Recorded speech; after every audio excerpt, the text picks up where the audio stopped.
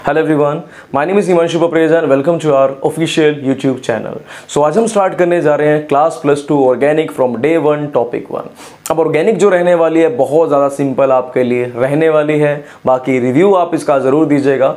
आपने कई बार ऐसा सुना होगा अपने सीनियर से, शायद अपने कज़न से जो शायद दिल्ली या चंडीगढ़ में रहता या रहती हो कि ऑर्गेनिक मुश्किल है, बट इन एक्चुअल ऑर्गेनिक बहुत ज़्यादा ईजी है। और जो आपको ऐसी बात बोलता है उनके नाम ज़रूर याद रखना, क्योंकि जब तुम्हें रिवर्ट देना पड़ेगा उन्हें कि ऑर्गेनिक इन एक्चुअल मुश्किल है या नहीं, तो आपको मज़ा आएगा उस समय। एंड अपने जो जूनियर्स को गाइड करने वाले हो तुम कि ऑर्गेनिक आसान है या मुश्किल, ये बातें भी आपको बाद में बहुत अच्छी लगने वाली हैं। तो चलो अब चलते हैं इसके बाद हम डे 1 टॉपिक 1 की तरफ। But before going to topic, एक बात याद रखना कि आपने ऑर्गेनिक को कैसे पढ़ना है। जिस दिन जो लेक्चर किया उसको नोटबुक पे नोट करो और उसके बेसिस पर क्वेश्चन करना स्टार्ट कर दो। इससे क्या होगा बेटा कि सिर्फ ऑर्गेनिक के लिए नहीं, पूरी केमिस्ट्री के लिए ऐसा करना है। इनफैक्ट हर सब्जेक्ट के लिए ऐसा करना है। पढ़ा एक बार, उसको ढंग से पढ़ा, उसके बाद टेस्ट दिया, पैक करके रख दिया, दोबारा तब उठाएंगे जब एग्जाम होगा। राइट, इतने अच्छे से प्रिपेयर करना है। जैसे कि हमने लास्ट 6 चैप्टर्स को किया, अच्छे से पढ़ के पैक करके टेस्ट देकर छोड़ दिया, उसके बाद अपने को कोई दिक्कत नहीं आएगी। राइट, और जब वापस उठाएंगे तो और अच्छे से तैयारी उसकी हो जाने वाली है। तो स्टार्ट करते हैं जरा हम चैप्टर से, जो है hello alkene and hello arene से। अब जरा चैप्टर के नाम को देखते हैं, नाम का मतलब ही क्या है, तभी तो हम आगे चैप्टर को ढंग से पढ़ पाएंगे। देखो, हेलो का मतलब होता है यहां पर हेलोजन, और हेलोजन कौन से होते हैं बेटा भाई? फिर, कल, बाहर, आई, आंटी। अब बेसिकली जो हमारे सिलेबस का पार्ट रहते हैं, कॉम्पिटेटिव पढ़ो या सीबीएसई पढ़ो, आई तक 80 का पार्ट हमारे सिलेबस का पार्ट कभी रहता ही नहीं है। राइट, तो ये हेलोजन्स हैं और ये किसके साथ अटैच होंगे? एल्केन के साथ। एल्केन तो पता है ना आपको, मिथेन, इथेन, प्रोपेन, जो आपका मन करे, ये सब क्या है बेटा? एल्केन रहेंगे। कोई और ले लेते हैं, यहाँ पर Br लिख सकते हैं, हम लिख सकते हैं यहाँ पर Cl लिख सकते हैं, किसी का भी एग्जाम्पल यहाँ पर आप ले सकते हैं। राइट, तो ये क्या हो, बेसिकली अगर डेफिनेशन लिखना चाहो आप तो कैसे लिखोगे? The compound in which halogen is attached with alkane group. For example, this, कोई भी एग्जाम्पल आप दे देना इसका, तो उसे क्या बोल देंगे बेटा हम? Halo alkane. फॉर एग्जाम्पल आप इसको लिख सकते हैं। और हेलो एरीन्स क्या होगी? हेलो का मतलब तो हेलोजन है, एरीन्स का मतलब क्या होता है? जहां पर कहीं पर एरोमेटिसिटी हो। ये AR क्या बताता है कि वो एरोमेटिक है। For example benzene. अब बेंजीन बहुत कॉमन है, जिसके कि कंपाउंड आप देखते हो, अगर बेंजीन के ऊपर फ्लोरीन लगा हुआ है, क्लोरीन लगा हुआ है, ब्रोमीन लगा हुआ है, तो ये सब क्या होते हैं बेटा? Hello arenes. The compound in which halogen is attach with aromatic compound like hydrogen, उसे क्या बोल देंगे हम? Hello arenes. For example this. आप इसका एग्जाम्पल यहां पर लिख सकते हैं। तो अब हम चलने वाले हैं टॉपिक 1 की तरफ, जो है प्रिपरेशन। तो सबसे पहले चलते हैं सबसे पहले टॉपिक पर, जो है प्रिपरेशन ऑफ हेलो एल्केन। आप हेलो एल्केन को कैसे कैसे प्रिपेयर कर सकते हो, देखो जरा। आपको अगर क्वेश्चन मिल जाए CH3, CH2, CH3 और इसके अंदर डाल रखा है हमने Cl2 in the presence of HNu, तो क्या बनने वाला है? देखो, मैं मान के चलता हूं आपने +1 में कुछ नहीं पढ़ा और बिल्कुल बेसिक से स्टार्ट करते हैं। आपने ये क्वेश्चन देखा होगा, यहां पर H, यहां पर H, यहां पर H, यहां पर H रहता था, और मैंने डाल दिया यहां पर Cl2। तो हुआ क्या कि H और Cl निकल गए यहां से बाहर। H ने कंबाइन कर लिया बेटा Cl से। राइट, H ने Cl को देखा, Cl ने H को देखा, फिर दोनों को किसी ने देखा, दोनों निकल कर चले गए यहां से। क्या बन जाएगा? यहां पर H, यहां पर H, यहां पर H, और यहां बन गया Cl, और एक HCl यहां से क्या हो गया बेटा? रिमूव हो गया। राइट, अब देखो, यहां पर तो एक कार्बन था, यहां से एक Cl निकाल लिया। वैसे यहां पर ये हाइड्रोजन इससे भी निकाल सकते थे, इससे भी, किसी से भी निकाल सकते थे, कोई दिक्कत वाली बात नहीं थी। अब देखो यहां पर कार्बन कितने हैं? एक कार्बन नंबर 1 2 3। तो इसमें कैसे करेंगे? देखो, पहले कार्बन लगा देंगे 1 पर। देखो मैंने इसको ऐसे डिवाइड कर लिया, CH2H की तरह लिख लिया, और क्या बना दिया यहां पर? Cl2। एक HCl यहां से निकल गया, तो जब HCl यहां से बाहर निकल गया तो क्या बन जाएगा? CH3, CH2, CH2, Cl। इतनी बात समझ आ गई तुम्हें? और यहां से क्या निकल गया भाई? HCl बाहर निकल गया। सिमिलरली कहां से निकल सकता है बेटा? इससे निकल सकता है। देखो अब वो कैसे, अगले एक फ्रेश तरह से देखते हैं इसको। है तो वही, लेकिन एक बार थोड़ा सेपरेट करके आसान लग जाए। देखो यहाँ मैंने H निकाल लिया और यहाँ पर वही CH3 और वही मैंने क्या डाला Cl2 और वही HCl यहाँ से बाहर निकल गया। जब ये HCl बाहर निकला तो क्या बना, देखो CH3 CH, यहाँ पर आ गया Cl, देख रहे हो क्या, और यहाँ से HCl बाहर निकल गया। इतनी बात समझ आ गई। यानी कि दो प्रोडक्ट बनने वाले हैं। एक प्रोडक्ट तो बना जब Cl पहले कार्बन पे और दूसरा बना जब Cl किस पे, दूसरे कार्बन पे। अब आपके मन में बात आएगी कि थर्ड पे भी तो बन सकता है। बेटा अगर मैं यहाँ पर Cl लगा भी दूं, जरा ध्यान से देखना, अगर इस जगह पे Cl लगा भी दूं तो नंबरिंग तो 1 इसको ही देंगे, बनेगा तो वही। यहाँ भी बन रहा है 1 क्लोरो, यहाँ भी बन रहा है 1 क्लोरो, नाम एक है, कंपाउंड एक है, सब कुछ एक है, इसलिए सिर्फ दो कंपाउंड दिखा रहे हैं हम, एक ये और एक ये। होप ये वाली बात समझ आपको आ गई होगी, राइट। अब आपको लग रहा होगा टॉपिक इतना ज़्यादा कुछ खास तो है नहीं, पता नहीं सर इतनी मेहनत क्यों कर रहे हैं इस टॉपिक के ऊपर। तो बेटा ये क्वेश्चन जो है बोर्ड में पूछा नहीं जा सकता, पूछा गया है, वो भी 2013 के अंदर। जरा देखो क्वेश्चन क्या था, थोड़ा सा ट्रिकी क्वेश्चन, थोड़ा सा अच्छा क्वेश्चन। अब आपसे पूछा गया, देखो अब आपने देखा अगर कार्बन की कोई बड़ी चेन होती है, सपोज कर लो 5 की चेन हो कार्बन की, तो कितने प्रोडक्ट मिल सकते हैं, यहाँ पर भी, यहाँ पर भी, यहाँ पर भी, यहाँ पर भी, यहाँ पर भी जुड़ सकता है, कहीं पर भी जुड़ सकता है। अब हमसे पूछा गया कि a compound, a hydrocarbon having molecular formula C5H12 which gives only single, यानी कि only one haloalkane, predict the formula बता डालो। क्वेश्चन कौन सा, 2013 का। जरा देखना जरा ध्यान से। अब देखो अगर मैं सीधी चेन बनाता, यहां भी जुड़ सकता था, यहां भी जुड़ सकता था, यहां भी जुड़ सकता था, यहां भी जुड़ सकता था। अब हमने चेन कैसे बना ली, देखो यहां पर कुछ इस तरीके की। एनसीईआरटी का क्वेश्चन भी है ये ऑब्वियसली। तो देखो अब यहां मैंने क्या लगा दिया, इस तरफ CH3, इस तरफ CH3, इस तरफ CH3, इस तरफ CH3 आ गया। अब देखो तुम यहां पर कहीं पर भी जोड़ो Cl को, क्लोरीनेशन करो इसकी। A compound having molecular formula which give only single product of haloalkane during chlorination, जब मैं क्लोरीन डाल रहा हूं, या फिर आफ्टर क्लोरीनेशन, कुछ भी लिख सकते हो। अब मैंने डाला यहां पर Cl2। देखो अब चाहे तुम H यहां से निकालो, चाहे H यहां से निकालो, चाहे H यहां से निकालो, कहीं से भी निकालो, प्रोडक्ट एक ही मिलेगा। और वो क्या होगा बेटा कि 1 पे क्या लगा होगा, सीधा Cl लगा होगा। ये बनेगा यहां पर CH3 C CH2 Cl, ठीक है। इसका नाम कहां से स्टार्ट होगा, 1 पे क्लोरो ही अल्टीमेटली आने वाला है, राइट। तो ये सिंपल सा क्वेश्चन था, बट अच्छा ट्रिकी क्वेश्चन था। चाहे तुम यहां पर लगाओ तब भी नाम क्या होगा इसका, 1 क्लोरो होगा, यहां पर लगाओ तब भी नाम क्या होगा, 1 क्लोरो, यहां पर लगाओ तब भी क्या नाम होगा, 1 क्लोरो ही होगा। और बाद में 2,2 डाइमिथाइल ही आएगा, कहीं भी लगाकर देख लेना। इसमें सिर्फ एक प्रोडक्ट मिलता है, मोनो प्रोडक्ट मिलता है, राइट। और ये क्वेश्चन पूछा गया था आपसे 2013 के अंदर, राइट। तो एनसीईआरटी भी साथ साथ आप करते चलना। अब ये था एक तरीका जिसे फ्री रेडिकल रिएक्शन हम कहते हैं। नेक्स्ट चलते हैं इसके बाद हम फ्रॉम एल्कीन। अब एल्कीन में एडिशन के लिए हमने एक रूल पढ़ा था जो था मार्कोवनी-कुफ्स रूल। इस रूल के अंदर क्या पढ़ा था, ये था मार्कोनी-कुफ रूल। क्लास +1 के अंदर आपने इसको पढ़ा था, बट मैं मानकर चलूंगा +1 में भी आपने ये नहीं पढ़ा था।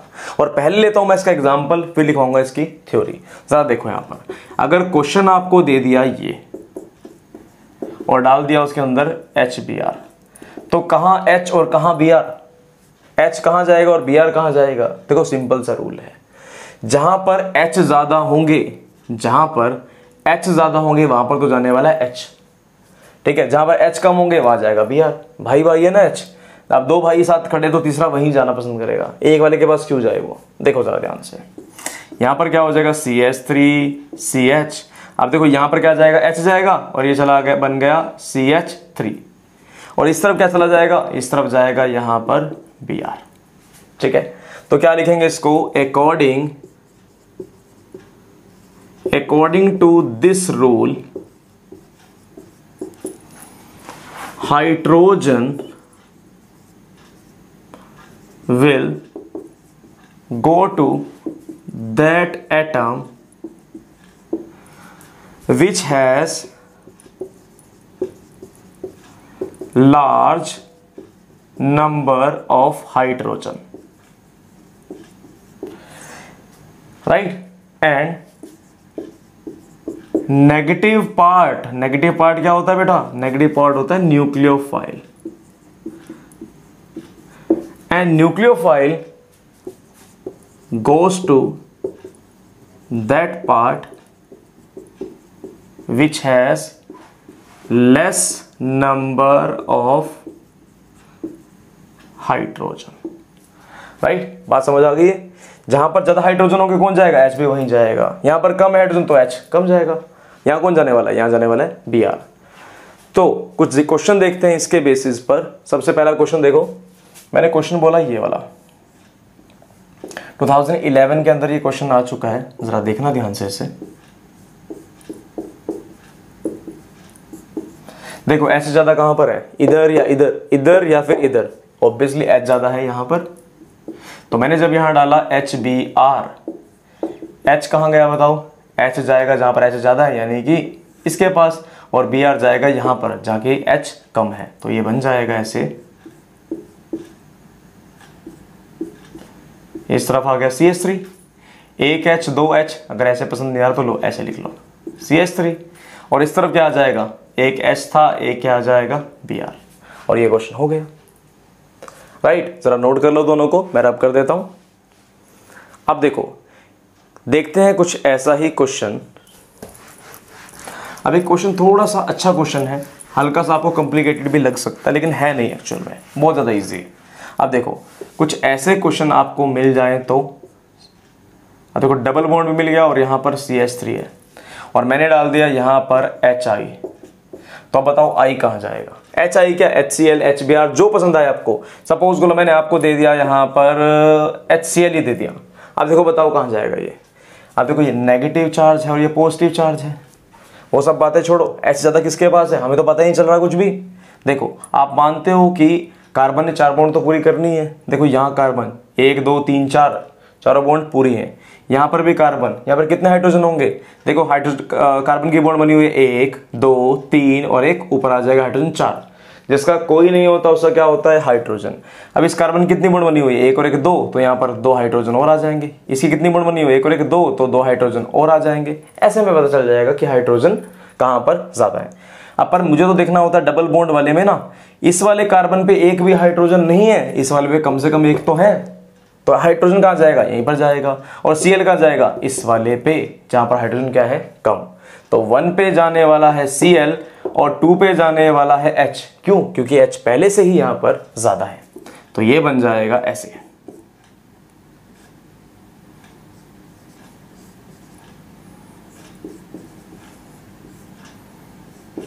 राइट?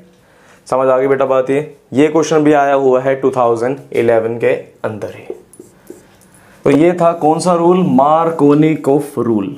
और अब यहां पर हमें देखना जरूरी है कौन सा? Anti Markovnikov's rule. अब अपोजिट है उसका, एंटी के नाम समझ जाओ कि क्या है वो? अपोजिट। जैसा पहले हुआ करता था वैसा नहीं होगा। जरा ध्यान से देखना, यहां पर आ गया CH3, यहां पर आ गया CH, यहां पर आ गया CH2, और मैंने डाल दिया यहां पर HBr in the presence of H2O2। अब हुआ क्या? देखो पहले तो क्या H2O2 या फिर कोई भी पेरोक्साइड डाल दिया यहां पर। अब देखो पहले क्या हुआ करता था? H जाता था अपने दोस्तों के पास, जहां पर 2 दोस्त ज्यादा हैं वहीं पर H जाया करता था। लेकिन अब ये पगला गया, पेरोक्साइड के चक्कर में पड़ गया, प्यार व्यार के चक्कर में पड़ गया। पहले क्या था? अपने दोस्तों के साथ घूमता फिरता था, लेकिन अब तो बहुत बुरी हालत है इसकी। जिनके साथ खड़ा होना चाहिए उनके साथ खड़ा नहीं होता, कहाँ होता है? कहीं और जाके अटैच हो जाता है। देखो इस CH2 पे कौन जाने वाला है इस बार? Br जाने वाला है। H कहाँ जाएगा? जहां पर हाइड्रोजन क्या है? कम है। क्योंकि क्या हो गया? पगला गया, परेशान हो गया, प्यार व्यार के चक्कर में पड़ गया। ठीक है, सही रास्ते पर नहीं जा पाएगा। तो देखो जरा इसे क्या बोलते हैं बेटा? Anti Markovnikov rule. अब इसको लिखेंगे कैसे, according to this rule hydrogen goes to that carbon which has less number of hydrogen directly attached.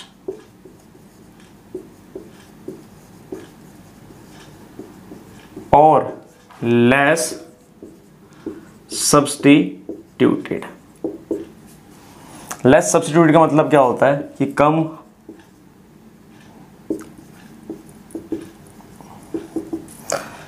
More substituted का मतलब क्या होता है, जहां पर कार्बन ज्यादा है, ठीक है, उसे बोल देते हैं मोर सब्स्टिट्यूटेड। तो इतनी बात तो आपको समझ आ गई होगी, जहां पर हाइड्रोजन कम है वहां पर H जाने वाला है। तो जरा इसी क्वेश्चन को मैं कर देता हूं रिवर्स इसी के लिए, और मैंने डाल दिया यहां पर HBr। तो अब बता सकते हो प्रोडक्ट क्या बनने वाला है आपका, पर ये डाला मैंने किसकी प्रेजेंस में, H2O2 की प्रेजेंस में। पगला गया, कोई भी पेरोक्साइड डाल दूं, कोई भी पेरोक्साइड, जरूरी नहीं कि H2O2, कोई भी डाल दो। अब क्या होने वाला है, देखो H को जाना कहाँ चाहिए था, जहां पर H ज्यादा है यहां पर, लेकिन जाएगा नहीं। वो कहाँ जाने वाला है बताओ, वहां जाएगा जहां पर हाइड्रोजन क्या है, कम, और Br जाएगा उल्टी जगह पर, क्योंकि क्या हो गया, पेरोक्साइड के चक्कर के अंदर फंस गया। नोट कर लो जरा इसे, फिर मैं रब कर देता हूं। अब देखो एक और क्वेश्चन, अगर मैं बात करूं इसी क्वेश्चन की जो हमने अभी पढ़ा था,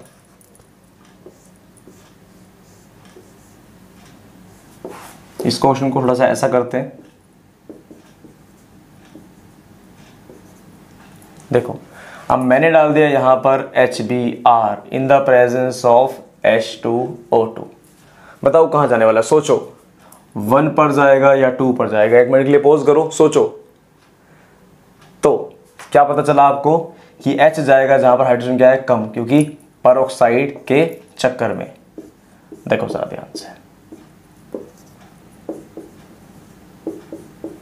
यहां पर क्या आ जाएगा ऊपर, यहां पर आ जाएगा H, और इस तरफ क्या आ जाएगा Br, क्योंकि क्या डाल दिया था, पेरोक्साइड। अब एक बात आप देख रहे होंगे, मैं हर जगह Br क्यों डाल रहा हूं, कोई और क्यों डाल रहा, तो यहां पर नोट लिख लो, ये इफेक्ट सिर्फ लगता ही Br पे है, बाकी वो तो इफेक्ट ही नहीं करता ये।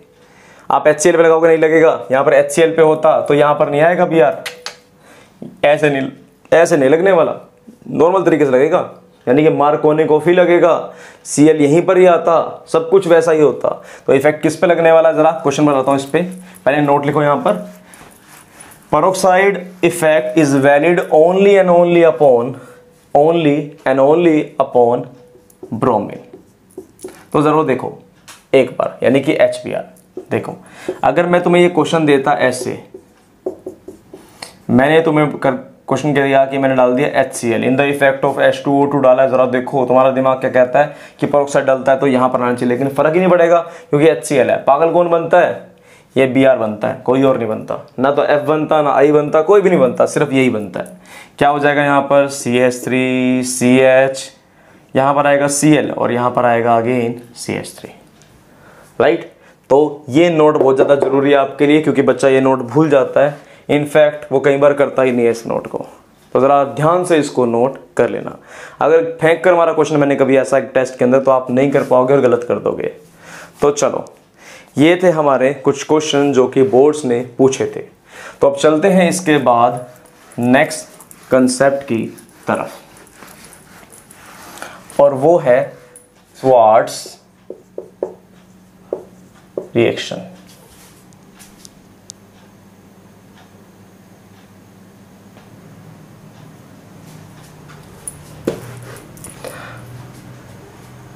सो नेक्स्ट है इसके बाद स्वार्ट्स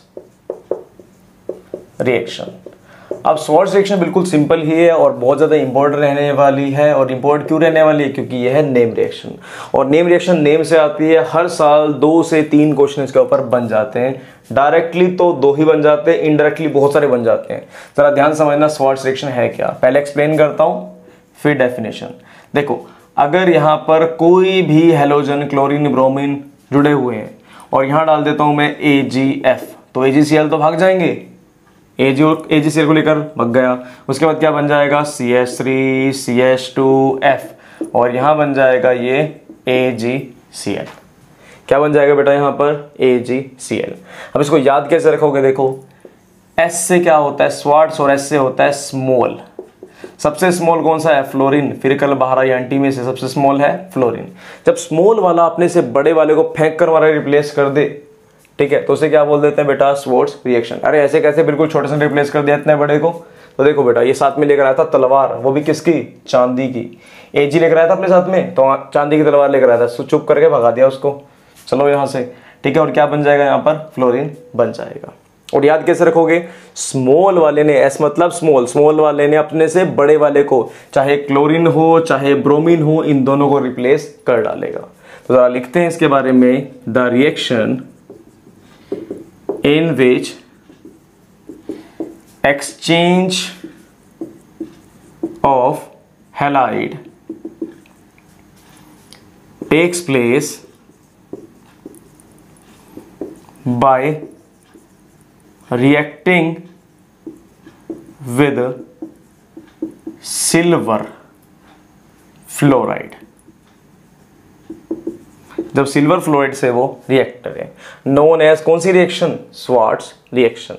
अब देखो Ag के साथ आया, रिप्लेस इसने कर डाला, इतना मोर देन इनफ तुम्हारे लिए रहता है। लेकिन इसके अलावा आप और भी कैटलिस्ट यूज कर सकते हो। वैसे तो यही इनफ है, एक याद कर लो बहुत है, लेकिन चलो आगे याद करना चाहते हो तो और कर सकते हो। देखो शादी के बाद क्या बोलते हैं, Ag और वो बोलते हैं हाँ जी, है ना, हाँ में हाँ मिलानी पड़ती है अगर सुखी विवाहित जीवन जीना है तो क्या वो क्या बोलते हैं, Ag तो इसे बोलते हैं हाँ जी, है ना। और ये बात सबको पता है, किसको नहीं पता, सभी को पता है। अब देखो ये हो सकता है AgF भी हो सकता है, Hg2F2 भी हो सकता है। देख रहे हो अगला बंदा दो बार हाँ जी हाँ जी हाँ में हाँ मिला रहा है, ठीक है।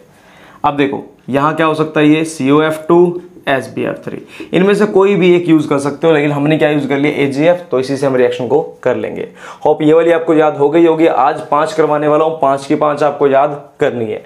नेक्स्ट है इसके बाद फिंकल स्टीन रिएक्शन। अब जो ये फिंकल स्टीन रिएक्शन है, इसमें क्या होता है जरा ये देखो। इसमें क्या होता है, कोई भी CH3 CH2 Br लगा लो या I लगा लो, जो मन करे, Br लगा लो या Cl लगा लो, कुछ भी लगा लो, और मैंने डाल दिया यहाँ पर NaI, ठीक है। जब मैं डालता हूं यहाँ पर NaI तो क्या हुआ जरा देखो। अब I तो क्या करेगा, NaBr तो निकल गए बाहर। इनफैक्ट अगर Cl लूँ तो मैं थोड़ा सा समझने में आसानी होगी, वैसे तो कोई भी ले लो, क्या फर्क पड़ता है। NaCl निकल गया बाहर, तो क्या बन गया यहाँ पर CH3 CH2I। इसको तलवार की भी जरूरत नहीं पड़ी, ये ऐसे आकर रिप्लेस कर जाएगा। लेकिन तुम्हें तो पता ना ये सबसे बड़ा है आयोडीन, और बड़ों की टोन कैसी होती है, ऐसी होती है, गुस्से वाली कई बार। तो क्या डाल दिया मैंने, एसीटोन, है ना, गुस्से से ही बोलेंगे एसीटोन में। अब देखो हमें इससे पता लगा कैसे लगेगा, याद कैसे रखेंगे कि आई आएगा यहाँ पर। देखो एफ की तो हरकत हमने ऊपर ही देख ली, बैन कर दिया उसको, तो कहीं लेके जाना ही नहीं फंक्शन में, किसी भी तलवार लेके पहुंच जाता है। अब नेक्स्ट कौन सा है, आई, तो कौन रिप्लेस करेगा, आई रिप्लेस कर देगा, ऑन वाला टाइम आई दा, ठीक है। तो यहां पर क्या कर देगा, आई को रिप्लेस कर देगा। इसे बोलते हैं हम फिंकल-स्टीन रिएक्शन। अब इस रिएक्शन को कैसे करेंगे, देखो इसको लिखेंगे कैसे, the reaction in which NaI react with alkyl halide to produce alkyl iodide known as Finkel stein reaction. Uncle stein में तो बोलना है इसको, अंकल जैसे ही हैं, बड़े हैं तो कैसे बोल सकते हो, अंकल स्टीन सबसे बड़े, पर क्या बोलते हैं इसे, फिंकल स्टीन रिएक्शन। यहां पर कौन होगा, आई की बारी आएगी, आई रिप्लेस कर जाएगा। जरा नोट कर लो इसे। तो चलो चलते हैं लास्ट 3 रिएक्शंस की तरफ, जो कि बिल्कुल ही सिंपल है, कुछ खास नहीं है उसके अंदर। देखो सबसे पहली है बेटा वुड्स रिएक्शन। ये तो आपने पढ़ रखी है पहले से ही। अब वर्ड्स रिएक्शन के अंदर क्या होता था जरा ध्यान से देखो, मैं मानकर चल रहा हूं ना, तुमने पढ़े ही नहीं +1 तो मैं बताऊंगा, इसलिए यहां पर डाला मैंने CH3 CH2 Cl, और अगर मैं अब डाल दूं यहां पर 2Na तो क्या होगा जरा देखो, मैंने जब यहाँ 2Na डाला, यहां पर Cl CH2 CH3 डाला तो क्या हुआ, देखो यहां पर था Na और यहां 2 Cl, NaCl बाहर निकल गए। इसे कैसे याद कर रखा था हमने, इसको एक का डबल ऐसे याद कर रखा था। एक सिंगल देखो कितने 2 कार्बन की चेन आई है, लेकिन बन किसकी रही है बाद में, ये बन रही है 4 कार्बन की चेन। तो ये क्या बन गया, CH3 CH2 CH2 CH3, कितने कार्बन चेन बन गई, 4 की। और यहां से निकल गया देखो, एक Cl इसका निकल गया, एक Cl इसका निकल गया, ये दोनों ही बाहर निकल गए, सब जा चुका है देखो उसका इनकी जिंदगी से। तो ये दोनों क्या हो गए, यही दोस्त बन गए पक्के वाले, ठीक है। बाकी सब तो निकल कर चले गए, ये क्या हो गए, आपस में जुड़ गए, राइट। स्लो मोशन में देखो दूसरी वीडियो, मतलब था कैसे, ये ऐसे हुआ करता था, ऐसे हुआ करता था, बीच में 2Na था और 2 NaCl निकल कर चले गए, और वो बन गया इस तरीके का compound in the presence of dry ether. अब ये ड्राई ईथर क्यों डाला बता सकते हो कोई, ये ड्राई ईथर डालने का सिंपल सा रीजन है, सोडियम क्या होता है, बहुत ज्यादा रिएक्टिव होता है, पानी में भी डालोगे तो ब्लास्ट हो जाएगा, इनके साथ भी ब्लास्ट हो जाता है, इसलिए क्या डालना पड़ेगा हमें, ड्राई ईथर, जो इसे ड्राई रख सके। नेक्स्ट है इसके बाद, ये तो रिएक्शन कौन सी थी, Wurtz reaction, the reaction in which alkyl halide react with sodium in the presence of dry ether to produce higher alkene. The reaction in which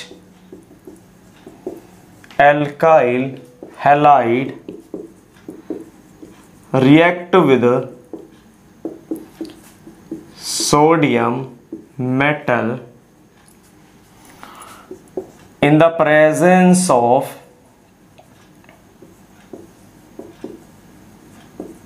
dry ether to produce higher यानी कि बड़े वाले 4 वाले alkene. तो इसे क्या बोल देंगे बेटा हम, नोन एज वर्ड्स रिएक्शन, ठीक है। अब फिटिंग रिएक्शन देखो क्या होती है, जरा उसको भी समझो। फिटिंग रिएक्शन, फिटिंग रिएक्शन में क्या होता है, देखो एक बेंजीन के बड़े बड़े ग्रुप है, क्या है, बेंजीन के बड़े बड़े ग्रुप। अब ये भी बेंजीन का बड़ा ग्रुप और ये भी बेंजीन का बड़ा ग्रुप। अब हुआ क्या, देखो यहां पर भी डाल दिया मैंने 2Na, जरा ध्यान से देखना,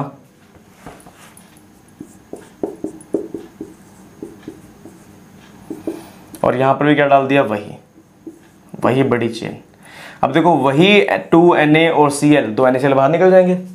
इन द रिएक्शन किसकी प्रेजेंस में होने वाली बता सकते हो, ड्राई ईथर की। और ड्राई ईथर क्यों डाल रहा हूं, वैसे को पूछेगा तो नहीं, बट ब्लास्ट ना हो इसलिए डाल दिया। तो ये क्या बन गया, देखो यहां पर ये बन गया बाई फिनाइल, दोनों जुड़ गए, ठीक है। डाई बेंजीन जैसा है ना, तो इसे क्या बोल देंगे हम, बाई फिनाइल। डाई फिनाइल नहीं बोलेंगे, है तो 2, लेकिन फिर भी क्या बोलते हैं इसे हम, बाई फिनाइल। कुछ जगह पर डाई फिनाइल भी देख सकते हो, पर ज्यादा बेटर है बाई फिनाइल, राइट। अब फिटिंग रिएक्शन क्या होते हैं, जहां पर 2 बड़े बड़े ग्रुप आकर फिट हो जाएं, उसे क्या बोल देंगे बेटा हम, फिटिंग रिएक्शन। सेम प्रोसेस है, 2 NaCl बाहर निकल गए और ये दोनों जुड़ गए। इन्होंने, ये देखो इनके दोनों के साथ धोखा हो गया, इसने अपनी दोस्ती को बदल लिया रिश्तेदारी में और जुड़ गए, ठीक है। अब दिखते हैं यहां पर, यहां था Cl, यहां था 2Na, यहां पर था अगेन Cl, तो 2 NaCl निकल गए यहां से बाहर, राइट। अब क्या लिखोगे, the reaction in which aryl halide, aryl alkyl नहीं एराइल है, the reaction in which aryl halide, जरा ध्यान से देखना, aryl halide react with sodium metal in the presence of dry ether to produce biphenyl, known as Fittig reaction. क्या बोलते हैं बेटा इसको, नोन एज फिटिंग रिएक्शन। अब देखो वर्ड्स भी देख ली हमने और फिटिंग भी देख ली। अब एक नई रिएक्शन देखने वाले हैं जो है वर्ड्स फिटिंग रिएक्शन। अब जरा ध्यान से देखना, इसको रब कर देता हूं यहां पर, देखो अब मैंने क्या करा, एक ग्रुप तो ले लिया वर्ड्स वाला, जरा ध्यान से देखना, एक ले लिया छोटे वाला यानी कि जिसमें एल्काइल वाला है, और दूसरा ले लिया एल्काइल वाला, सॉरी एराइल वाला यानी कि बेंजीन रिंग। जरा ध्यान से देखो, अब देखो 2 NaCl तो बाहर निकल गए और यहाँ क्या बन गया, CH3 CH2, एक रिंग बन गई, ठीक है, इन the presence of dry ether. इसे क्या बोलते हैं बेटा, इसे बोलते हैं वर्ड्स फिटिंग रिएक्शन। वर्ड्स ने क्या करता, नॉर्मल ओपन चेन ली, मैंने भी ओपन चेन ली। फिटिंग ने क्या करता, बड़ी चेन ली, तो मैंने भी क्या ले ली, बड़ी चेन ले ली। अब वर्ड्स फिटिंग क्या हो गया, एक तो ओपन चेन और दूसरा क्या, एरोमेटिक वाली, दोनों को जोड़ दिया, उसे क्या बोल दिया, वर्ड्स फिटिंग रिएक्शन। ये थी वर्ड्स रिएक्शन, दो छोटे छोटे जुड़ गए, दो बड़े बड़े ग्रुप जुड़ गए तो बोल दिया उसे फिट हो गए आपस में, तो बोल दिया उसे फिटिंग रिएक्शन। एक बड़ा और एक छोटा ग्रुप, एक छोटा ग्रुप और एक बड़ा ग्रुप दोनों अटैच हुए तो इसे क्या बोल दिया, वर्ड्स फिटिंग रिएक्शन। सो ये भी आपको समझ आ गई होगी। जरा इसके बारे में लिख लेते हैं, लास्ट पॉइंट है the reaction in which alkyl halide